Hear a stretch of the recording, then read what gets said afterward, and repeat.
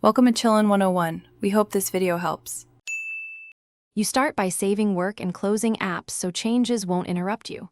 Open Task Manager with Control plus Shift plus ESC. Find Windows Explorer, select Restart. Once done, check Settings Update and Security and install any pending updates, because an outdated system often breaks the taskbar. Make sure you're signed into the correct user account. A corrupted profile can misroute settings. These steps fix half of taskbar issues immediately and prepare the system for deeper repairs if required. Next, repair core files.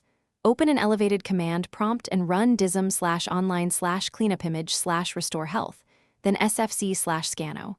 These commands fix corrupted files that affect the taskbar. While that runs, inspect Settings Personalization taskbar to confirm auto-hide, icon behaviors, and the notification area are correct. If problems persist, create a new local user and sign in. That confirms whether the problem is profile-specific. These steps isolate causes and often restore full taskbar functionality. Finally, re-register shell apps with an elevated PowerShell command that reinstalls built-in packages.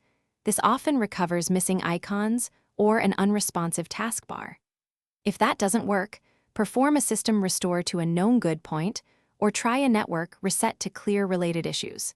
Make sure to create a new local administrator account to test whether a clean profile solves everything before doing a clean install. This simple troubleshooting tip saves time and preserves your files if the taskbar problem is profile related.